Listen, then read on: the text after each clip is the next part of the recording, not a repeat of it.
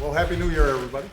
کۆش کاسپی هەناک پێنگاف ڕاگەهاندن جوانە بە کۆلینا ڕابردوێ بکڕێن چەکان و پتر بگەرخستن و جێبجێکردنا یاسایên چەکان و زێدەکردنا بەرنامên چارەسەرییا نەخۆشیên دەرونی و لێکۆلینا باشتر لەسەر تەکنۆلۆژیایە سڵامەتیە چەکان.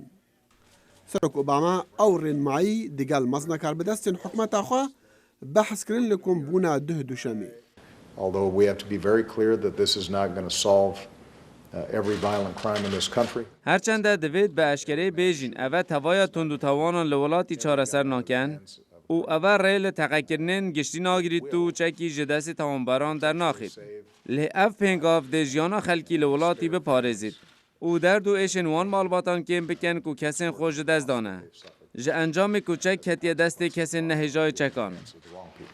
Ek ji xalên nexşeyê Serok Obama ew e her xwedankardarî û dukanên firotina çekan destûra fermî hebitin û lêkolînê li ser bikiran biketin.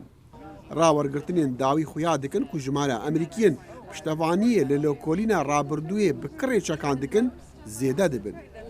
Lê bazirgan û xwedî dukanên çekan dibêjin her nexşeyek hebitin divêt li gora mafê wan yê destûrî bitin. Gun shows there is no loophole. There's no Dukanên çekan kêmasînînin û her tiştekî wesanî nebêjin ji ber her egerekê tu nikarî çekî bikirî me maf heye em çekî bikirin. Lê navnivîskirina niştimanî dibête eger ku çek ji xelkê bête wergirtin. Hitler û Stalin û hemû rêberên mezin lê demekê çek ji xelkê wergirtin heta ku wê xelkê kontrol bikin û hemû pirs her ev ye. Egerê ku kontrolkirina çekan li Amerîka bi zehmete ew e, guherîna duwemiya destûrê Emerîkî rê didetin Emerîkiyan çek hebin.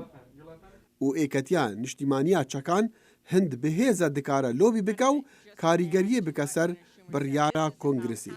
Lê egerê herî aloz ew e, Emerîkî dû berokin dema behs bête ser kontrolkirina çekan. Kongresê bi piraniya komariyan li dijî astengane li pêş proseyê bi destxistina çekan û her guherîneka ku Serok Obama jî biketin dê rûbirûyî zehmetiyên qanûnî bibe.